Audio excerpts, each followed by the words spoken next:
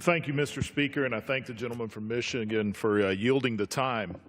Mr. Speaker, over the last 8 years, our nation has experienced sluggish economic growth. Americans have suffered through stagnant paychecks and lack of new opportunities. Last year, the economy grew at a meager 1.6%, which is half of the historic average. However, there has been one job field that has grown at a faster rate than any other, and that job is those who specialize in regulatory compliance. This is a testament to the crushing onslaught of new regulations under the previous administration, where compliance with regulation and red tape was emphasized more than growing businesses and creating jobs. We in Congress must do our part to foster economic growth and relieve our job creators of the excessive burden of complying with unnecessary regulation. The bill before us today will do exactly that. Currently, businesses that offer more than $5 million in stocks to their own employees are required by law to comply with costly financial disclosures. This number was set nearly 20 years ago, and it's time to update the law and raise this threshold to encourage small business startups and give them the resources they need to expand and create jobs.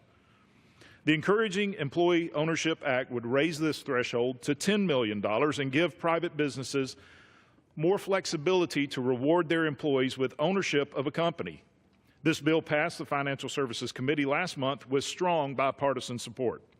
This is just one of the many steps that we must take to foster innovation and encourage capital formation to provide every American with opportunities that they deserve. We must build an economy that is open and accessible to every single American, not one that is closed off to those who can't afford to comply with the high cost of bureaucratic red tape and endless government paperwork. As a former small business owner for 20 years, I know the employees benefit tremendously from any opportunity to participate in a company's success. I support this bill because I know from personal experience this model works and helps startup companies to retain their best employees over the long term. Americans are not satisfied with a stagnant economy that has become the new norm in our nation. It is unacceptable for government to stand in the way of prosperity and make it harder for Americans to succeed. Small businesses employ half of U.S. workers, and we must promote, not hinder, small business growth. This bill, Mr. Speaker, empowers Main Street, not Wall Street. And I encourage all of my colleagues to support this bill, and I yield back.